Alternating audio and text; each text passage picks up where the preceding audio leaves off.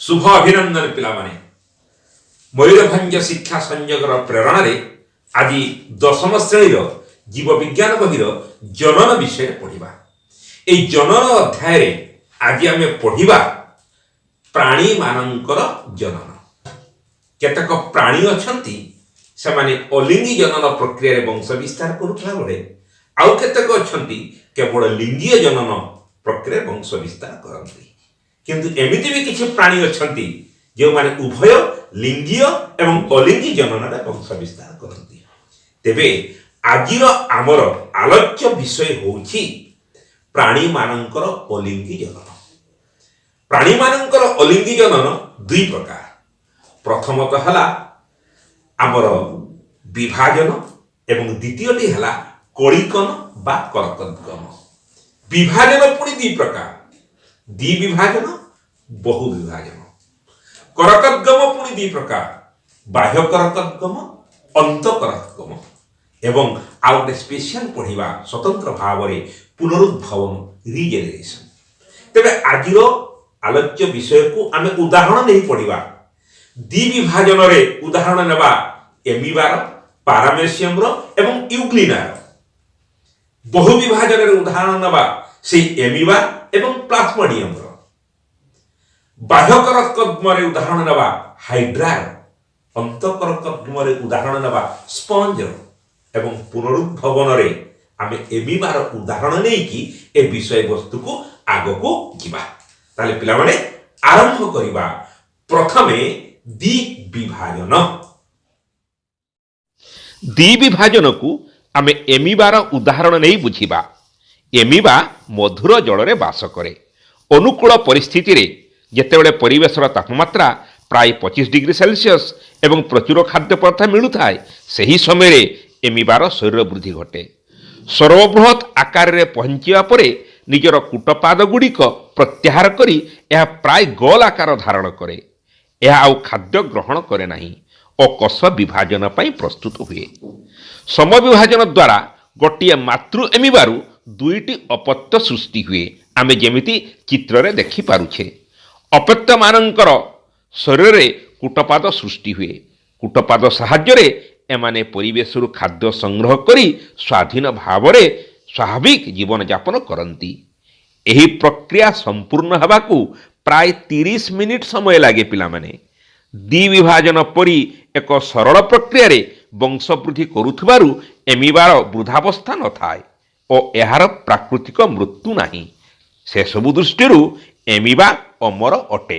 आमे जदि पारामेसियम कथा चिंता करिबा, पारामेसियम और यूग्लिना मध्य द्विविभाजन द्वारा निजर जनन क्रिया संपादन करंती।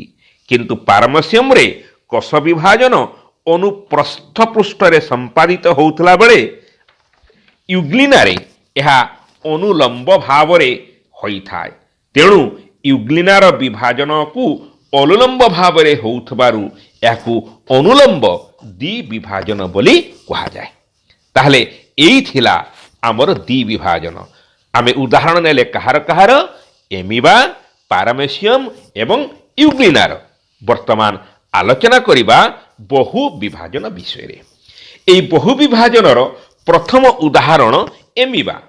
खरा दिने एमिबा रहुतबा पोखरी गाडियार पानी सुखी गले बा अत्यधिक ठंडा जगु पानी बरफ होई गले अर्थात प्रतिकूल परिवेश रे कोन हुए, एमिबा कूटपाद गुड़ी को प्रत्याहार करी निज शरीर चारिपटे 3 स्तर विशिष्ट एक कठिन आवरण बा कोष्ठिका निर्माण करे।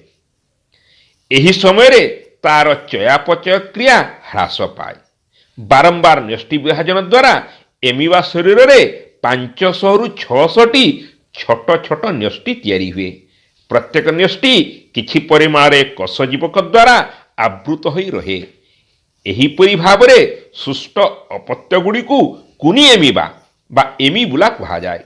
वर्षा दिनर आगमन रे परिस्थिति अनुकूल हेले एई कठिन आवरण जल संस्पर्श आसी फाटी जाए।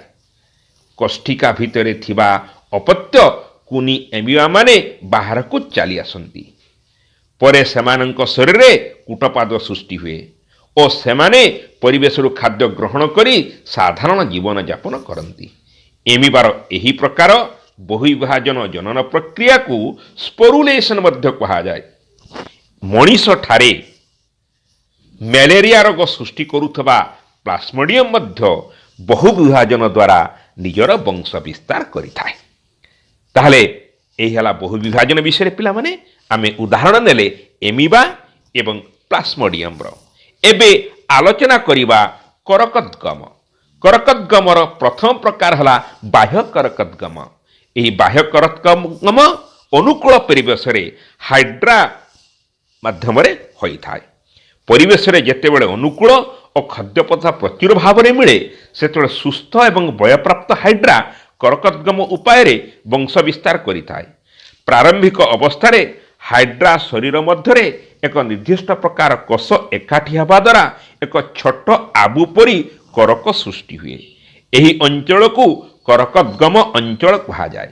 ଏହି ଆବୁ ଧୀରେ ଧୀରେ ବଡ଼ ହୁଏ। ଏହା ମଧ୍ୟକୁ ହାଇଡ୍ରା ଶରୀରର ଗୁହାନ୍ତ ପ୍ରବେଶ କରେ। ଆବୁର ଅଗ୍ରଭାଗରେ ତାରା ଆକାରରେ ଏକ ପାଟି ଓ ପାଟିର ଚାରିପଟେ କର୍ଷିକା ସୃଷ୍ଟି ହୁଏ। ଏବେ ଏହା ଏକ ଛୋଟ ହାଇଡ୍ରା ପରି ଦେଖାଯାଏ। ଏହା ମାତୃ ହାଇଡ୍ରା ସହିତ ଲାଗି ରହିଥିଲେ ମଧ୍ୟ ନିଜର କର୍ଷିକା ସାହାଯ୍ୟରେ ଖାଦ୍ୟ ସଂଗ୍ରହ କରେ। ଅପତ୍ୟ ହାଇଡ୍ରାର ସମ୍ପୂର୍ଣ୍ଣ ବୃଦ୍ଧି ପରେ ଏହାର ମୂଳ ଅଂଶ ସଂକୁଚିତ ହୁଏ। ଏହା ମାତୃ ହାଇଡ୍ରା ଠାରୁ ବିଚ୍ଛିନ୍ନ ହୁଏ ଓ ପରିବେଶରୁ ଖାଦ୍ୟ ସଂଗ୍ରହ କରି ସାଧାରଣ ଜୀବନଯାପନ କରେ। ଏହି ପ୍ରକ୍ରିୟା ପାଇଁ ହାଇଡ୍ରାକୁ 48ରୁ 96 ଘଣ୍ଟା ସମୟ ଲାଗିଥାଏ। ପିଲାମାନେ ଏହି ଥିଲା ବାହ୍ୟ କରକଦ୍ଗମ ବିଷୟରେ। ଏବେ ଆଲୋଚନା କରିବା ଅନ୍ତଃ କରକଦ୍ଗମ।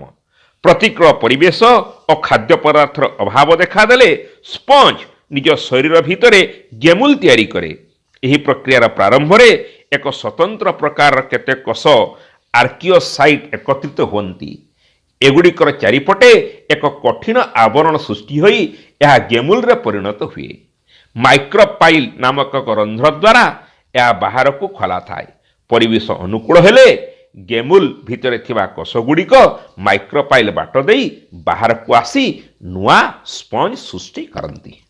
ଏହି ଥିଲା ଅନ୍ତଃକରକଦ୍ଗମ ଏବଂ ଅନ୍ତଃକରକଦ୍ଗମର ଉଦାହରଣ ପ୍ରଡ୍ୟୁସ୍ କଲା କିଏ ନା ସ୍ପଞ୍ଜ। ଏହାପରେ ଏକ ସ୍ୱତନ୍ତ୍ର କଥା, ତାହା ହେଲା ପୁନରୁଦ୍ଭାବନ।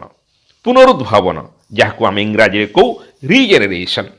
ଏହା କୌଣସି ପ୍ରାଣୀର ଏକ ଜନନ କ୍ରିୟା ନୁହେଁ ବୋଲି ବୈଜ୍ଞାନିକମାନେ କହୁଛନ୍ତି। କିଛି ପ୍ରାଣୀରେ ଏହା ଏକ ସ୍ୱତନ୍ତ୍ର ବ୍ୟବସ୍ଥା ମାତ୍ର। ପ୍ରାଣୀ ଶରୀରରୁ କଟିଯାଇଥିବା ବା ଭାଙ୍ଗି ଯାଇଥିବା ପ୍ରତ୍ୟେକ ଖଣ୍ଡରୁ ପୁନରୁଦ୍ଭାବନ ଦ୍ୱାରା ଏକ ସମ୍ପୂର୍ଣ୍ଣ ଜୀବ ଜାତ ହୁଏ। ହାଇଡ୍ରା ଶରୀରକୁ ଖଣ୍ଡ ବିଖଣ୍ଡ କରି କାଟିଲେ କିଛି ଦିନ ପରେ ପ୍ରତ୍ୟେକ କଟା ଖଣ୍ଡରୁ ଗୋଟିଏ ଲେଖାଏଁ ସମ୍ପୂର୍ଣ୍ଣ ପୂର୍ଣ୍ଣ ବିକଶିତ ହାଇଡ୍ରା ଜାତ ହୁଏ। ଏଠାରେ ସୂଚନା ଦିଆଯାଇପାରେ ଯେ ଏହି ପ୍ରାଣୀମାନଙ୍କ ଶରୀରରେ ଏକ ପ୍ରକାର ସର୍ବପ୍ରସ୍ୟୁ ବା ପୂର୍ଣ୍ଣ ବିଭବୀ କୋଷ ଟଟିପୋଟେନ୍ସି ସେଲ୍ ଥାଏ। ଏହା ପ୍ରାଣୀ ଶରୀର ଗଠନ ପାଇଁ ଆବଶ୍ୟକ। ଅନ୍ୟ ସମସ୍ତ ପ୍ରକାର କୋଷ ବା ଟିସ୍ୟୁ ତିଆରି କରିବାରେ ଏହା ସକ୍ଷମ ହୋଇଥାଏ। ଫଳରେ କଟିଯାଇଥିବା ଅଂଶରୁ ଏକ ନୂଆ ପ୍ରାଣୀ ଜାତ ହୁଏ। ତାହେଲେ ପିଲାମାନେ ଆଜି ଆମେ ପ୍ରାଣୀମାନଙ୍କର ଅଲିଙ୍ଗୀ ଜନନ ବିଷୟରେ ଆଲୋଚନା କଲେ। ପରବର୍ତ୍ତୀ ଅଧ୍ୟାୟରେ ଆମେ ପ୍ରାଣୀମାନଙ୍କର ଲିଙ୍ଗୀୟ ଜନନ ବିଷୟରେ ପଢ଼ିବା। ତାହେଲେ ପିଲାମାନେ ପ୍ରାଣୀମାନଙ୍କର ଅଲିଙ୍ଗୀ ଜନନ ବିଷୟରେ ଆଲୋଚନା କଲେ। ପରବର୍ତ୍ତୀ ଅଧ୍ୟାୟରେ ଆମେ ଆଲୋଚନା କରିବା ମାନବ ଜନନ। ମାନବ ଜନନ ନିଶ୍ଚିତ ଭାବରେ ଲିଙ୍ଗୀୟ ଜନନ, ସେ ବିଷୟରେ ଆମେ ପରବର୍ତ୍ତୀ ଅଧ୍ୟାୟରେ ଆଲୋଚନା କରିବା। ଆଜି ପାଇଁ ଏତିକି। ଥ୍ୟାଙ୍କ ୟୁ, ଧନ୍ୟବାଦ। ବନ୍ଦେ ଉତ୍କଳ ଜନନୀ।